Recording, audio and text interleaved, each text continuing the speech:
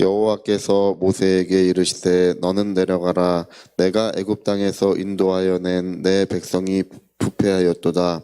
그들이 내가 그들에게 명령한 길을 속히 떠나 자기를 위하여 송아지를 부어 만들고 그것을 예비하며 그것에게 제물을 드리며 말하기를 이스라엘아 이는 너희를 애굽 땅에서 인도하여 낸 너희 신이라 하였도다.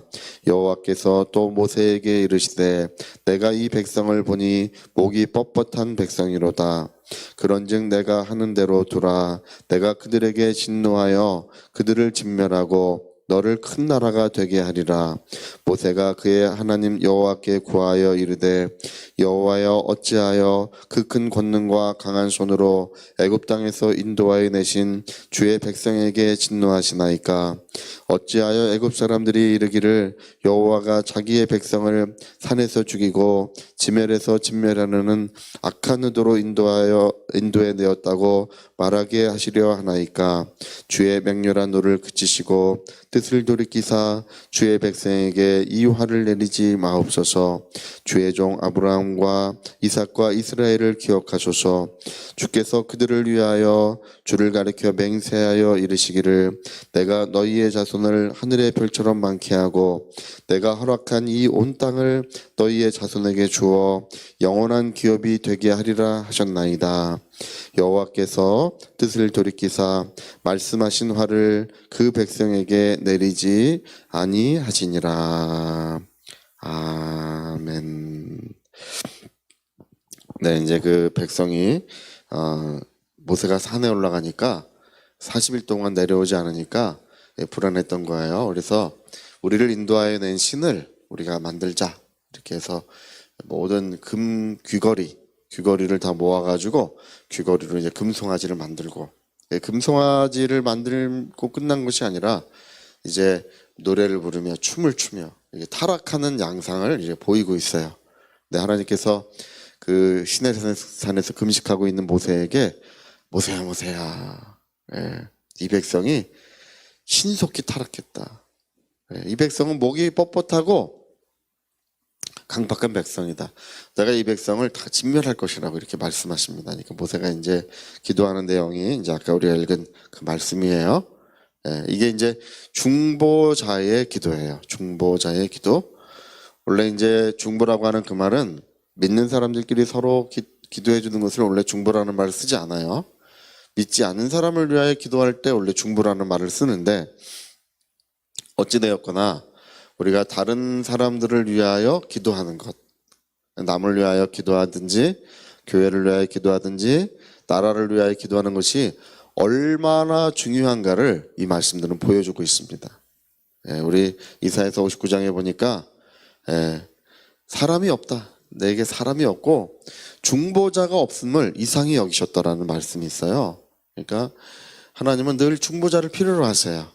그리고 중보자의 기도를 들으시고 이제 그 모든 것을 새롭게 하시는 은혜를 베푸시기를 하나님은 기뻐하시는 분이십니다. 여기 이제 멸하신다는 것은 진짜 멸하신다는 뜻이 아니라 모세의 기도를 들으시겠다는 뜻이세요. 이게 여러분, 오늘 우리의 기도를 하나님은 들으시고 우리가 이 나라와 민족, 또 우리 이웃들에게, 우리 가족들, 친지들에게 큰 은혜를 베푸시는 분이신 줄 믿습니다. 우리가 이제 그 초량교회 이야기가 전해 내려와요. 부산의 초량교회 이야기. 1892년에 미국의 북장로교회 월리엄 베어드 목사님이 세운 교회예요. 1920년에 336원을 주고 땅을 매입을 했대요. 그래서 거기다가 1920년에 교회를 졌어요. 초량교회가 이제 중요했던 것은 물론 이제 일제시대에도 이제 독립운동을 하는 많은 그 나라를 위한 기도가 초량교회에서 많이 이루어졌어요. 근데 그걸로 끝이 난 것이 아니라 이제 6.25가 터지고 이제 피난민들이 부산으로 다 내려갔을 때 부산이 이제 대한민국의 임시 수도로 이제 선포가 됐어요. 그리고 낙동강 전선을 이제 구축을 했죠. 낙동강 전선이 뚫히면 이제 부산이 이제 공산화될 것이다. 부산이 공산화되면 이제 우리가 갈 곳은 현해탄밖에 없다. 다 현해탄 바다에 다 빠져 죽어야 된다. 그럴 때예요. 낙동강 전선, 네, 이 마지막 이제 우리나라의 절체절명의 위기가 왔었어요. 이 낙동강 전선에서 우리나라 군인들이 정말 폭탄을 가슴에 끌어안고 뭐 탱크로 돌진하기도 하고 정말 막대한 희생을 치르면서 나라를 지키고 있을 바로 그때입니다. 그때 이 초량교회는 피난 온 교역자들 또 교역자들의 가족들을 돌보려고 마당에 이제 천막을 치고 온 교회가 이제 힘을 쓰기 시작했어요. 큰 교회가 힘을 썼는데 전국에서 몰려들은 이제 목사님들이 목회자들이 이 초량교회에 모여가지고 기도를 하는데 그날의 기도가 얼마나 절박했겠습니까? 이 초량교회의 이야기가 지금도 너무나 가슴 절절하게 전해 내려와요. 그때에 이 목사님들이 우리 그 박흥용 박사님, 이제 총신대를 세우신 박윤신 박사님 이런 분들이 이제 집회를 인도했었어요. 박흥용 박사님이나 우리 대신총회를 만드셨던 그런 분들은 눈물의 기도로 나라를 세우신 분들이에요. 얼마나 많은 눈물로 그분들 일생 새벽 예배를 하시면서 눈물로 나라를 위해서 기도하셨던 분들이십니다. 근데 그때 집회를 인도하는데 목사님들이 얼마나 절박했는지 낙동강 전선이 뚫리면 이제 모든 일들이 끝이 나는 절체절명의 위기 속에서 그러나 사실상 이제 북한군을 막을 수 있는 방법이 없어요. 결국 뚫힐 것이라고 하는 절망적인 소식이 계속 전해지고 있을 때에 이제 목사님들이 기도를 하는데 콧물이 그 초량교회 마룻바닥을 다 적셨다는 거예요. 얼마나 절박하게 기도를 했는지, 얼마나 많은 눈물을 흘렸는지, 개인의 죄를 자복하고 신사참배로부터 한국교회가 하나님 앞에 범한 죄들을 그렇게 회개하며 뜨거운 기도가 이루어졌다는 것입니다. 여러분 그때 이제 그렇게 기도하면서 일주일간 기도의 날로 선포를 하고 이제 온 교역자들이 모여서 매일같이 거기서 눈물을 흘리면서 기도를 할 때 그 기도를 선포하고 기도한 지 사흘 만에 인천 상륙작전이 펼쳐져요. 인천 상륙작전이 성공했다는 소식이 그 기도회 중에 전해집니다. 할렐루야. 전세는 역전되고 그 다음에 서울은 수복되고 북한군은 급격하게 이제 이북으로 쫓겨 올라가겠습니다. 전세가 단번에 역전된 거예요. 여러분 바로 중보 기도의 역사인 줄 믿습니다. 많은 분들은 그 뒤에 숨어 있는 그런 가슴 절절한 회개의 눈물, 나라를 구하려고 했던 그 뜨거운 눈물을 사람들은 기억하지 않을지라도 하나님께서는 기억하고 계십니다.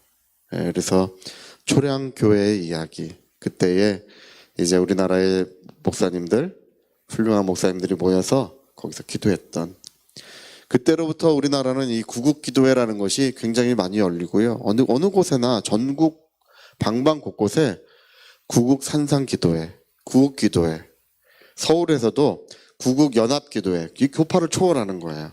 교단과 교파를 초월해서 구국기도회가 열리고 모든 그리스도인들이 하나가 되어서 나라를 위해서 기도했던 것입니다. 나라를 위해 기도한 결과 오늘 하나님께서 이 나라에 금 대접을 쏟아주시는 할렐루야.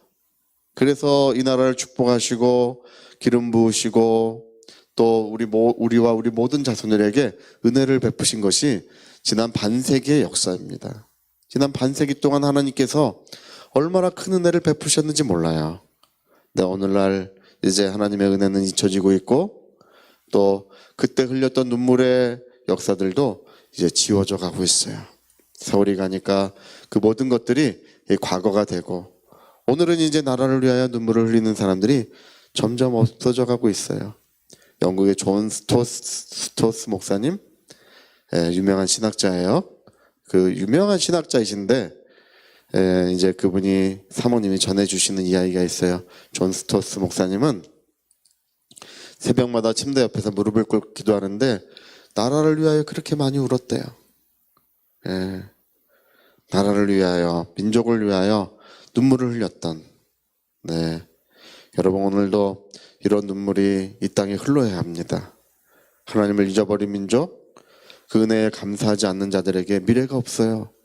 예, 그 은혜에 감사하지 않는 그 민족에게는 미래에 밝은 빛을 잃어버리게 되는 것입니다.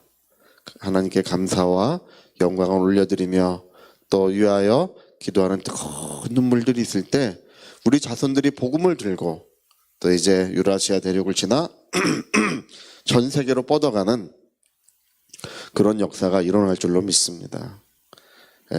어떤 분들이 그래요. 이 나라에 미래가 없다. 마귀가 하는 얘기를 똑같이 해요. 이 교회에 미래가 없다. 마귀가 하는 얘기예요. 똑같이 얘기해요.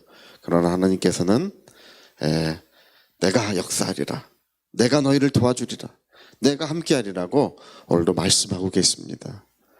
우리 오늘 모세가 기도한 것처럼 하나님은 우리의 기도를 들으시고 작은 기도지만 그 기도를 들으시고 이 민족에게 큰 사랑을 베푸시며 우리 모든 가정들에게 놀라운 사랑을 베풀어 주실 줄로 믿습니다. 제가 얼마 전에 그 조영기 목사님의 그 간증하시는 것을 제가 한번 이렇게 또 들어봤어요. 들어봤더니 많은 병든 자들을 고쳤던 이야기를 하는데 그 얘기를 하시더라고요. 자신이 폐병이 들어서 죽어갈 때 이제 3개월밖에 살지 못하고 6개월밖에 살지 못한다고 의사가 그렇게 얘기를 했대요. 그래서 맛있는 거 해주라고 들쳐업고 이제 부모님이 집에 데려다 놨을 때 어떤 여자분이 이제 성경을 가져다 줘가지고 무릎을 꿇고 기도할 때 폐병이 좋아졌대요. 나음을 입었대요. 그래서 그때로부터는 병든 자가 불쌍해서 기도해서 난 거래요. 병든 자가 그렇게 불쌍하더래요. 여러분 우리에게 긍휼이 있는 신앙, 중보자의 신앙이 우리에게 있어야 될 줄로 믿습니다. 그런 역사가 우리 온 교회에 충만했으면 좋겠습니다. 자, 우리 위하여 한번 기도하시겠습니다. 우리 한번 기도하실 때 긍휼을 잊지 않게 하셔서 모세가 그 시내산에서 그 백성을 위하여 기도했던 이야기, 차라리 자기를 생명책에서 지워버려 주시라고 로마서 12장에도 바울이 똑같이 얘기해요. 내가 그리스도에서 끊어질지라도 이스라엘 백성이 구원받기를 원합니다. 하나님, 내가 생명책에서 내 이름이 지워진다 할지라도 이스라엘을 구원해 주시기를 원한다고 하는 바울의 기도도 로마서 12장에 기록되어 있습니다. 오늘 하나님 우리에게 긍휼이 있게 하소서. 나라와 민족을 위한 기도가 있게 하소서. 위하여 통성으로 기도하시겠습니다.